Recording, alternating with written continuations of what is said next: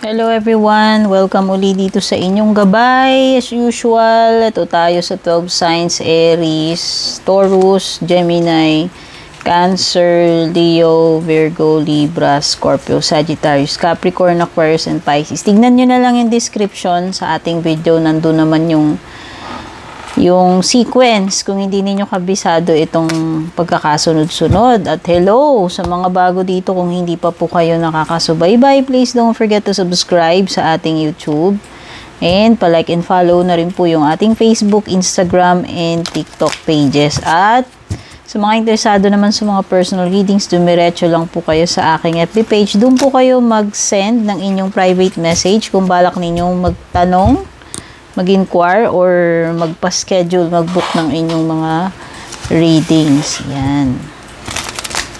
Maraming salamat sa ating mga YouTube channel members and sa mga nag-avail ng ating subscription sa ating Facebook page. Aries, tignan na natin ano ba itong mga gabay, mga mensahe or gabay para sa iyo. Meron ka ditong Justice card, Libra energy. Ayan.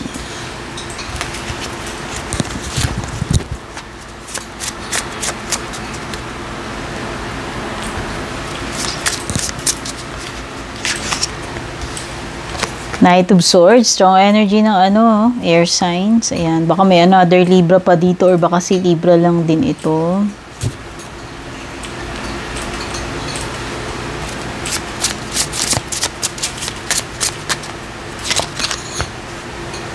Meron ding water sign, Cancer, Scorpio, Pisces. Ayan. Uy, someone is thinking about you, Aries. Yan. Si Pisces. Si Cancer, Scorpio, Pisces. Yan. Naaalala ka niya. Niisip-isip ka niya ngayong araw na ite or itong mga nakaraan, no? Possible na may mga lakad na hindi matutuloy, ha? May postponement or delays dito. Okay. At parang yung iba sa inyo, parang nagagahol kayo sa oras. Ayan, nagka-cramming kayo. Hindi ko alam kung mga trabaho ba ito. Hinahabol ninyo yung mga deadlines. Parang nagmamadali na kayo dito.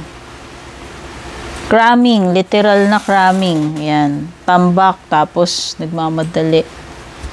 Okay. Do not rush into making any important decision ngayon, Aries, no? Huwag kang maging padalos-dalos sa gagawin mo or sa decision na gagawin mo. Ayan, may decision na binabanggit pero importante na mag-prepare ka or pag-isipan mo munang mabuti. Huwag kang maging impulsive. Okay? So, ayan, move na tayo kay Taurus. Hello, Taurus. Welcome dito sa iyong gabay. Panoorin mo yung intro video, Taurus, kung interesado ka sa ibang details or personal readings. Nandun lahat.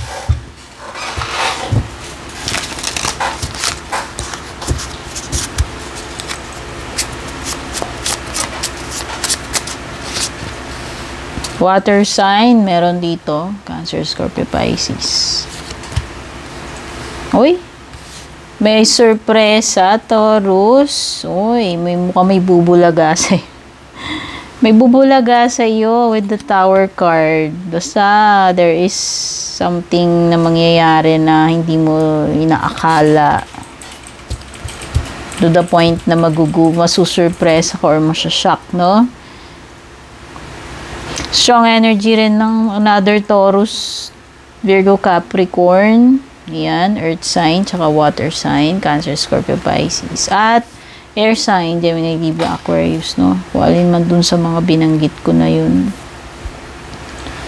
Good news, Taurus, ayan, ito. May good news para sa iyo. Pwede may kinalaman sa pera, negosyo, or career mo. Parang nakikiramdam kayo dito with the King of Cups. Parang ang nafe-feel ko, you are at peace or kalmadong-kalmado yung yung demeanor mo, Siguro despite doon sa mga sa mga nakaka-stress or nakakagulat dito kasi may surprise eh. Pwedeng ikaw ay kalmado, no? Kalmado pa rin yung iyong disposition. Ayan. Whether may mga surprises or shock dito. You are parang emotionally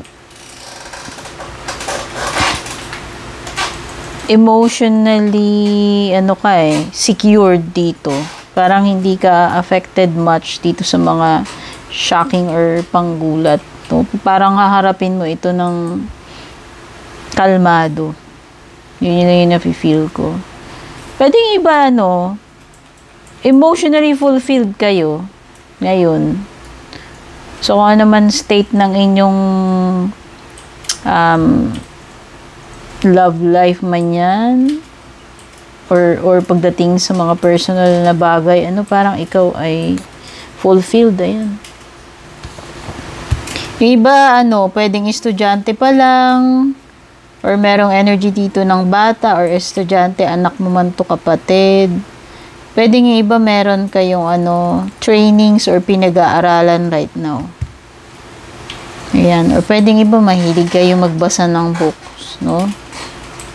Educational man ito, or yung mga novels, or yung mga fiction books, no? Ayan. So, ito yung mga nasagap kong energies for you sa ngayon, Taurus. Lipat na tayo kay Gemini. Hello, Gemini. Welcome dito sa iyong gabay.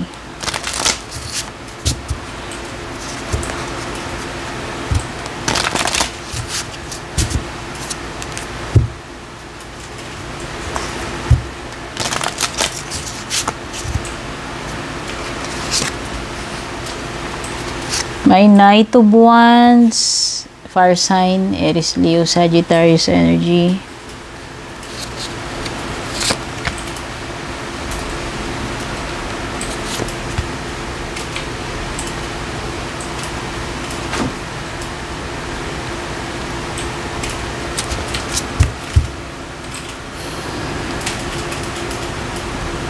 May mga bagay na hindi ganun kadaling i-ignore para sa iyo with the Eight of Cups. Some of you parang still not ready na na mag-move on or lumipat, no? Paglilipat man itong tinutukoy na to, basta you are not ready to turn your back on someone or something with the Eight of Cups. And yung iba, kung inaakala ninyong totally healed na kayo, hindi pa ganun ka okay. Yan, hindi pa kayo fully recovered. May kinalaman man ito sa health, sa past na pagiging broken-hearted, ayan. Hindi pa kayo fully healed.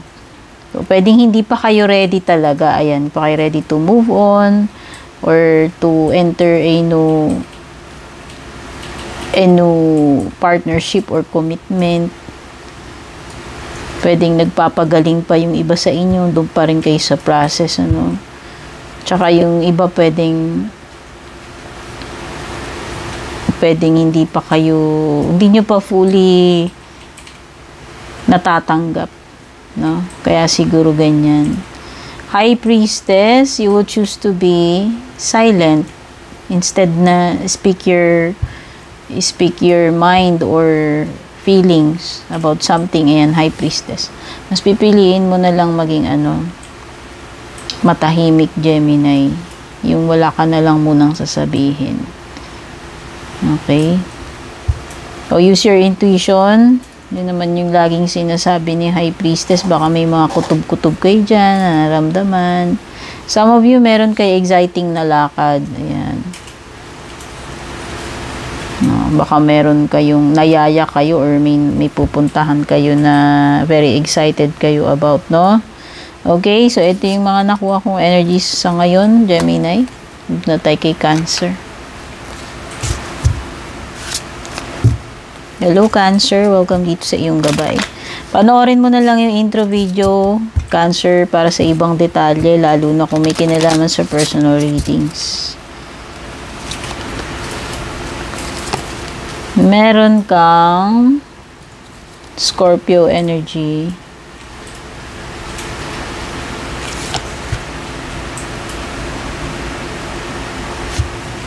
Okay, so may mga bagay dito na hindi matutupad.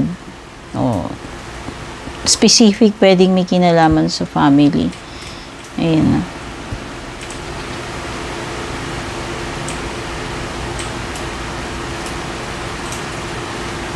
Meron kayong supposed to be may sisimulan kayo pero parang hindi matutuloy or madidelay with the Fool card in reverse. Tapos itong Six of Pentacles mo naman, ayan, pwedeng ikaw yung makatanggap ngayong araw na to or ikaw yung magbibigay kasi ito ay give or take. Okay, pwedeng iba may bentahan, palitan, no? Trade kasi yan, pwedeng trade din. Ayan. Okay, may mga pwedeng may mga transactions na either ikaw yung makakatanggap or ikaw yung magbibigay. Okay? Move na tayo kay Leo.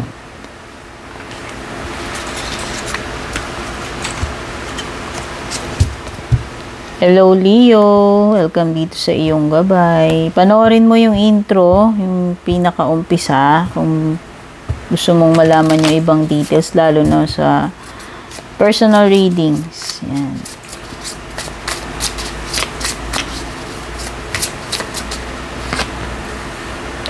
Five of Swords.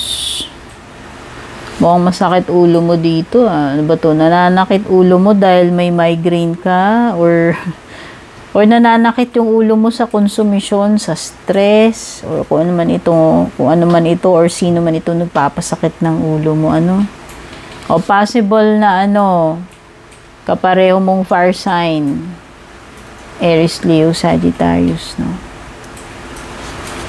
Nakukonsumi ka yata dyan, i-stress.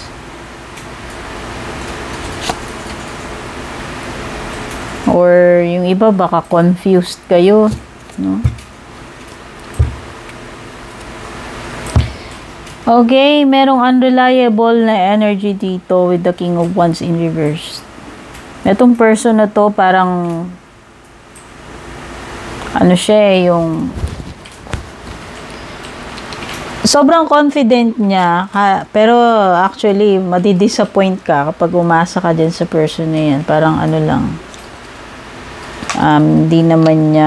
hindi naman talaga niya magagawa or kayang gawin. No, parang nasobrahan lang sa confidence pero hindi naman niya magagawa pala. So, pwedeng madi-disappoint ka, madidismaya ka rito, kung sino man ito, pwedeng another fire sign. Uy.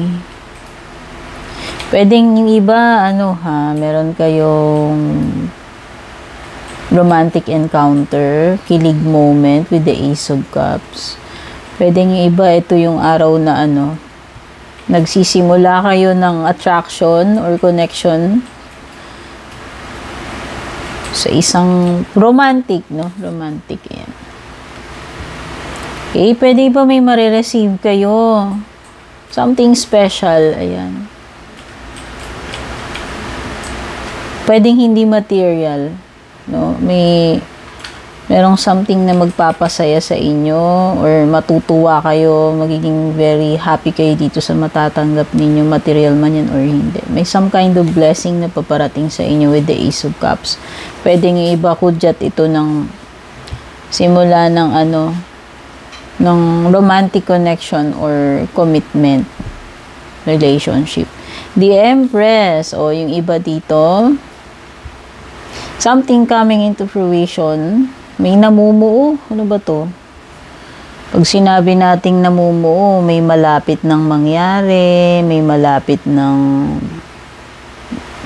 ma-achieve, makumpleto, or dumating. Ayan, possible na may babying paparating. O baka may makabuan na dyan, may malapit ng mga anak, or even ano lang, yung kahit sabihin mong magsisimula pa lang yung pregnancy, ikaw man or your loved one, no?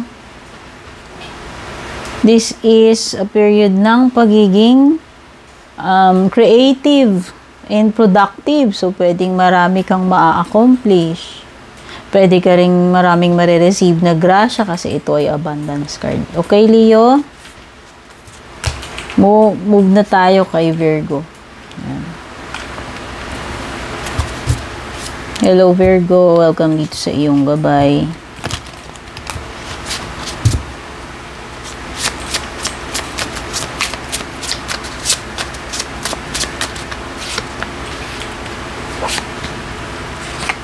Meron kang fire sign Aries, ayan, in reverse. Tapos meron kang Pisces energy.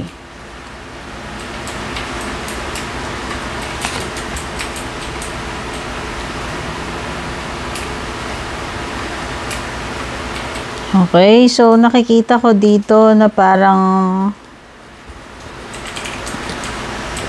nahihirapan ka sa situation mo with the Ten of Wands. Pakiramdam mo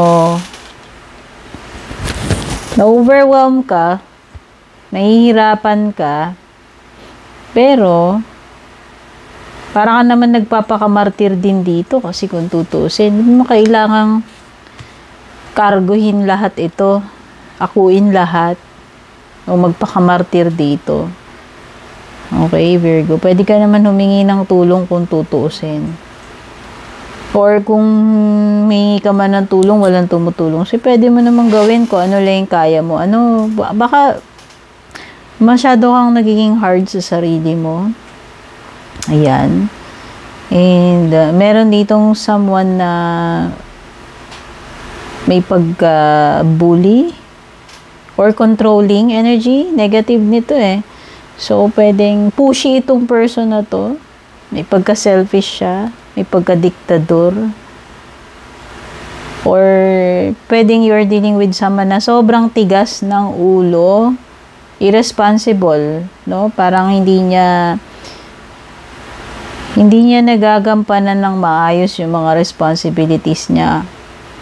Pwedeng father. Ayan. So, pwedeng meron ditong magulang, babae man lalaki, na hindi niya nagagampanan yung mga obligasyon niya as a parent or as a partner. Pwedeng umiiwas sa responsibility. Tumatakas. Okay? At ikaw, ito, burdened ka eh. Okay, so parang ang burdens mo hindi lang siya sa mga bagay na ginagawa mo, kundi pati emotions mo. Overburdened ka ng iyong mga iniisip and emotions. Ayan, limitado yung kilos mo dito. Hindi ko alam mo. Eight of Swords. Feeling mo parang natrap ka dito. Feeling mo parang ikaw yung victim. Okay? Parang nagiging ito yung weak side mo lumalabas. Okay?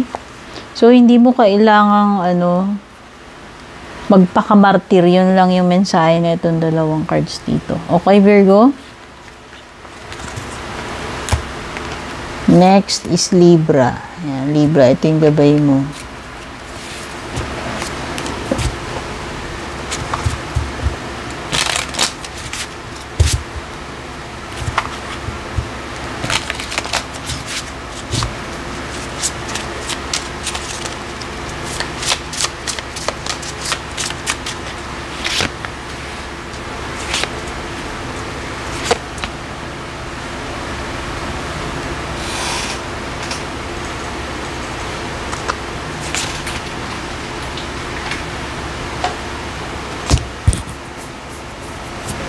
Masyado kayong nagikling sa past ninyo, Libra. Ayan, evidence.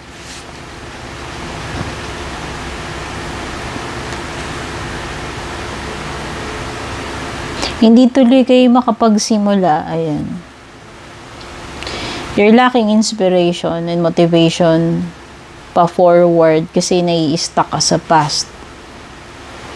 No, itong past na ito is preventing you na makapag-move forward ka. Ito yung blockage, ito yung hindrance para ayan magkaroon ka ng progress. Ayan hindi ka unable to move forward. 8 of Cups in reverse, 6 of Cups in reverse is masyado kang attached or clingy doon sa past. Clinging sa past. Wala nakikita ko dito parang kahit na anong opportunity or meron dito sa harapan mo is hindi mo siya na-appreciate. Kasi ang hinahanap mo pa rin yung past na yun. Tapos na yun. Nagdidwell ka doon sa past. Ayan, nabablock itong progress mo.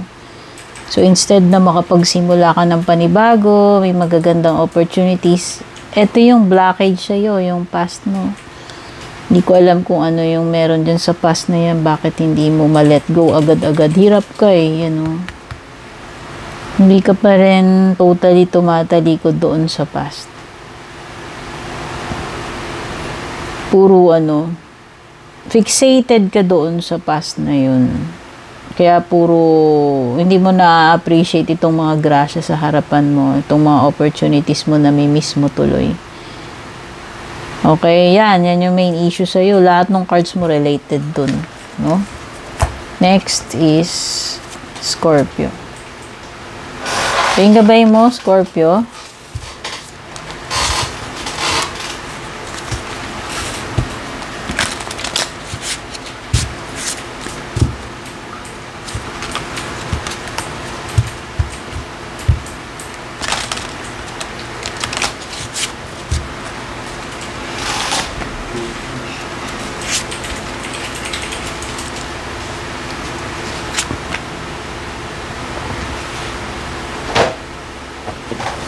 Okay, mukhang may something na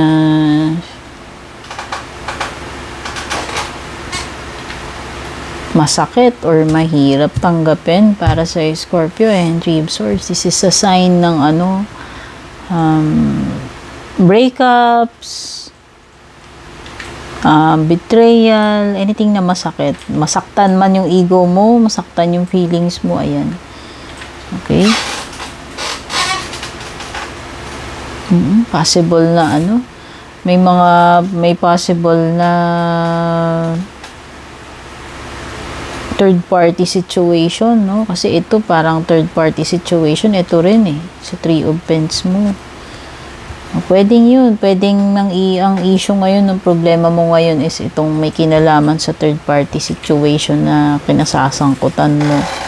May fire sign, Aries, Leo, Sagittarius energy dito. Okay?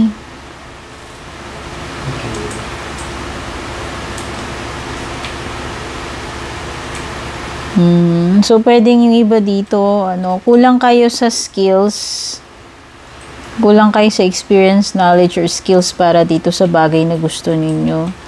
8 of Pentacles in reverse. Pwedeng kailangan mo pang mag-aral or magdagdag netong mga skills na ito para ma-qualify ka dyan.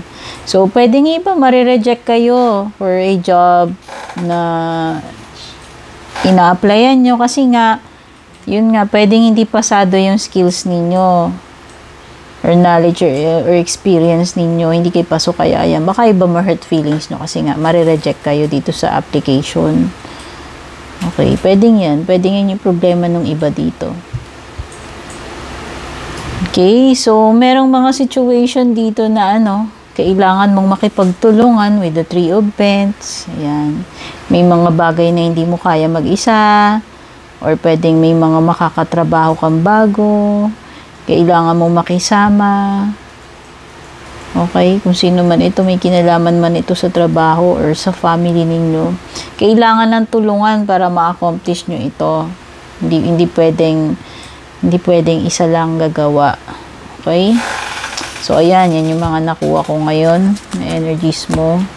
Next is Sagittarius. Yan. Ito yung gabay mo.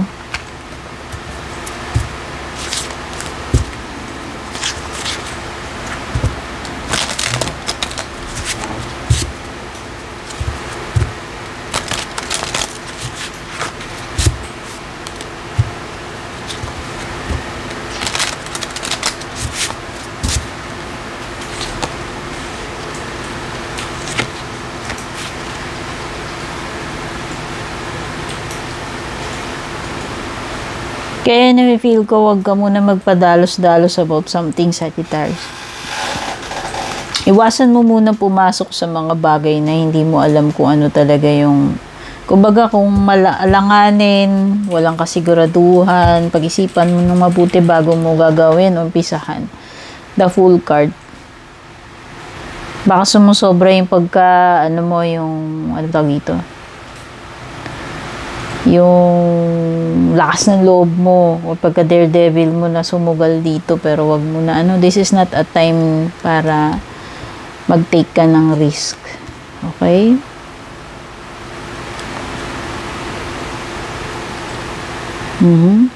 So pagdating nga sa pera, mukhang dito, may mga bagay tungkol sa family na pwedeng hindi maging maganda yung outcome, especially sa pera. Okay, pwedeng hirap.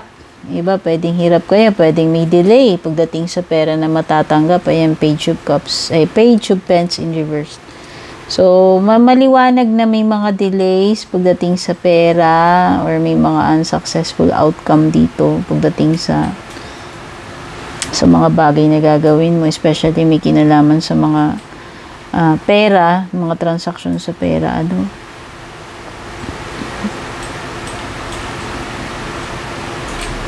Okay, may mga family matters din dito na mukhang hindi magiging okay yung kalalabasan. Pwedeng iba nagkakaproblema kayo with your family members. Ayan, hindi ko alam kung may mga issues dyan. May mga tampuhan or may yung mga situation na nagkakaroon ng conflict or hindi kayo nagtutulungan or nagkakaintindihan, no? Mukhang hindi ka magiging masaya talaga sa kung anong meron ditong outcome or or yung mga current na nangyayari. Yan. Sa outcome or dun sa current na nangyayari, pwedeng hindi ka happy or hindi ka makukontento siguro. Parang ganun. Tingnan mo yung mukha mo dyan. Parang dismayado. Okay? So, ito yung mga nakuha ko energies mo, Sagittarius. Move na tayo kay Capricorn. Capricorn, hello, ito yung gabay mo. Panoorin mo na lang yung pinaka-umpisa Capricorn kung gusto mo malaman yung iba pang details, lalo na sa personal readings.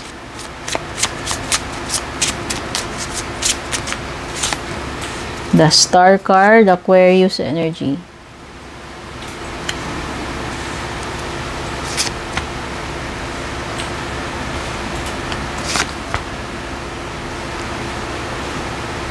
Daming Fool card ngayon lumalabas. Wow! So, nakikita ko para magsisimula ka sa ibang lugar. Ayan. May panibagong experience. Panibagong adventure para sa iyo. Ayan, You are embarking on something new.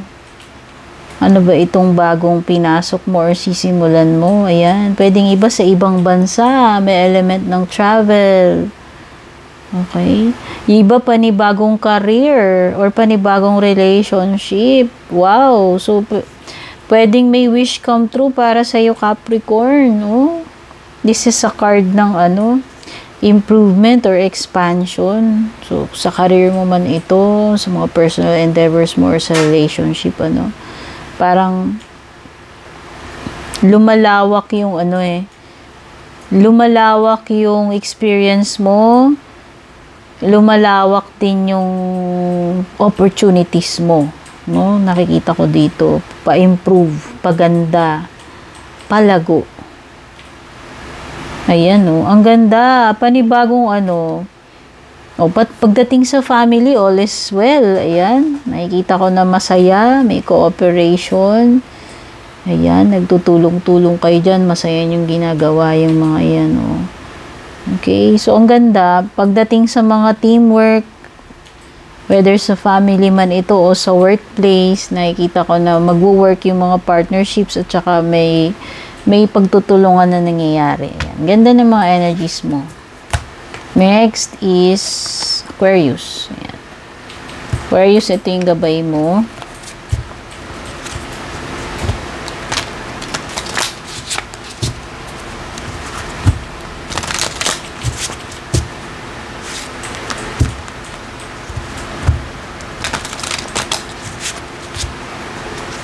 Panoorin mo na lang yung pinaka-umpisa, Aquarius, kung gusto mo malaman yung iba pang details.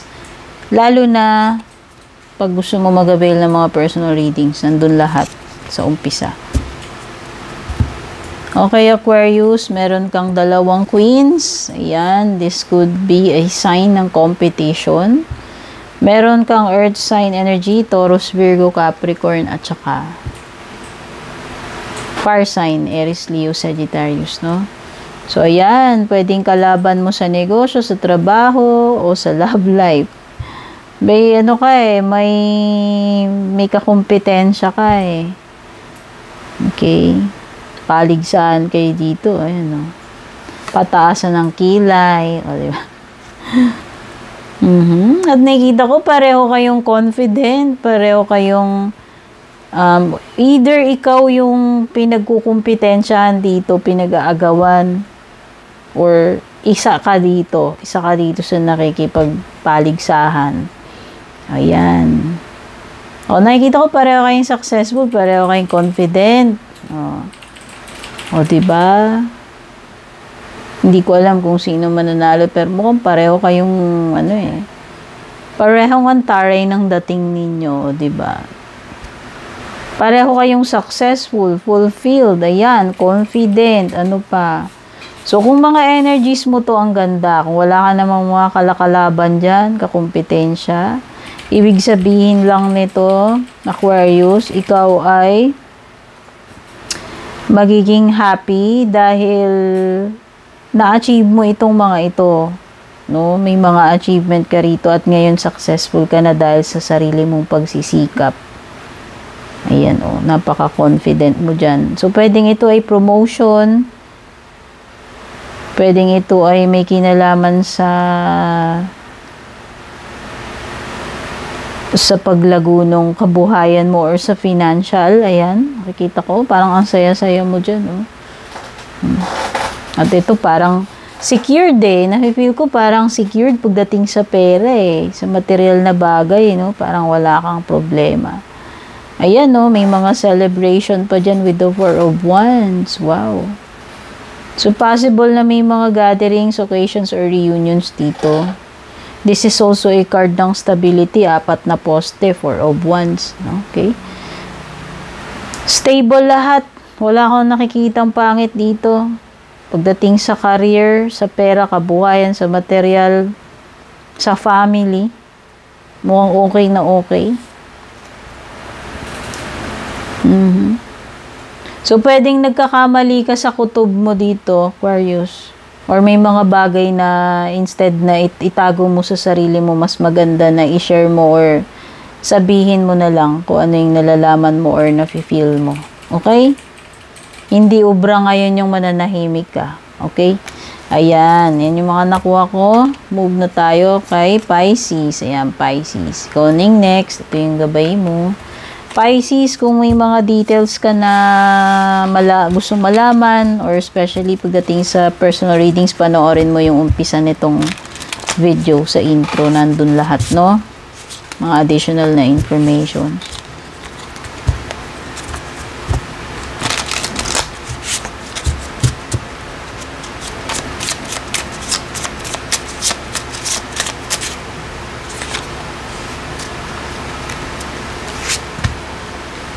Ay, nako, Pisces, may mga delay dito, Diyos ko. Oh. Lalo na pag may mga kinalaman sa pera, kung nag-aabang-abang ka, baka maghihintay ka pa. Sobrang tagal siguro bago mo ma-receive. Ayan, or may mga bad news pagdating sa mga pera.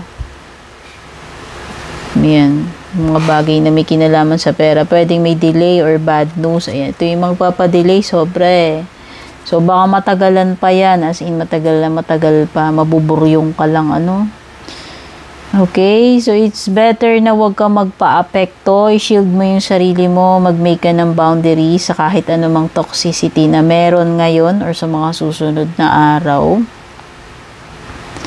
Okay. Ayan, shield mo yung sarili mo. Possible na may mga toxic people dyan or situations na dapat hindi ka wag ka magpapa-apekto sa mga ganyan. Huwag mong hayaan na masira yung katahimikan mo dahil dito sa mga to. Ma-disrupt ka sa ginagawa mo. Ayan. Possible na may mga distractions dito. Basta ikaw, nakikita ko yung energy mo dito is pwedeng try mong maging kalmado and focus doon sa goals mo. Huwag kang yung magpapa-affect dyan at saka huwag ka basta mag-give up. Okay? Possible kasi na maraming dito conflicts or yung may mga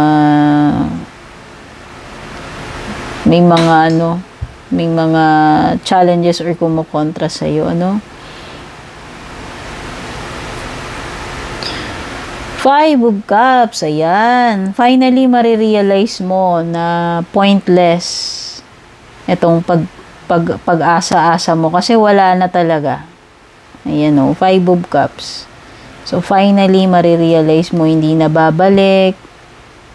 Hindi na, wala nang point para mag-aksaya ka pa ng energies, emotions mo dito. Okay? So, ayan. All zodiac signs, sana nagustuhan nyo itong gabay nyo. Don't forget to like, share, follow, subscribe. Take care and God bless.